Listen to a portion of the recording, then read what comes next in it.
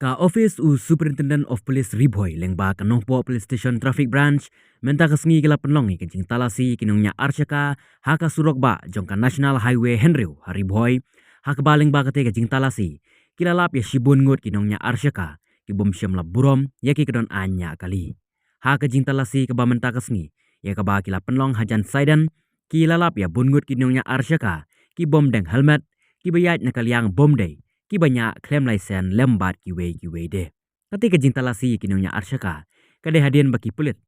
Kilalap baki don shibun ki jingjia aksiden hasurok ba National Highway Henryu, bat kamtam ki Arsyaka.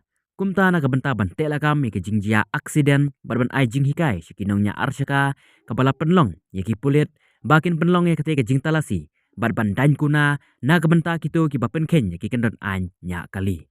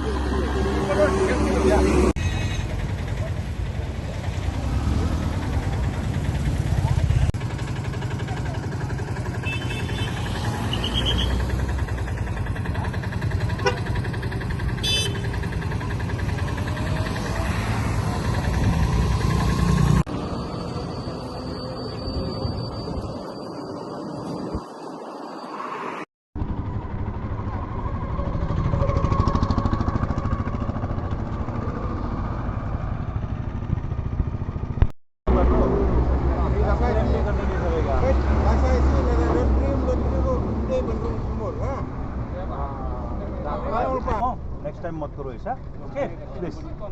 Absent अभी थोड़ा रुको ना, थोड़ा रुको। अब थोड़ा रुको ना, भाई लेके जा रहे हैं। रुक जाओ, बुलाओ ना मालिक को। बुलाओ उसको। बाइक से बात जाओ ना, बुला के लेके आओ। पैदल जाओ ना, बुला के लेके आओ।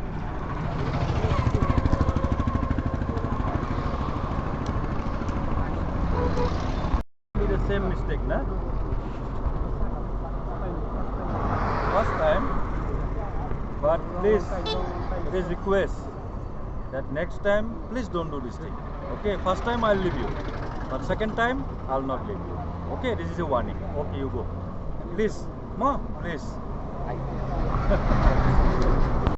Ma? Yes, thank you. Your name, sir? Ali. Thank you so much, sir. Well met, no? Yes. हाँ क्या हो गया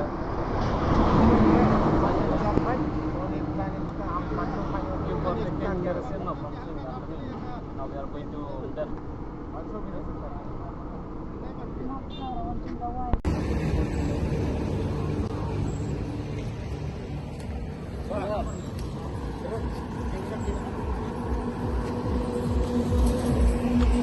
फोन करता है, बोलो बड़ा बड़ा आदमी को फोन करता है।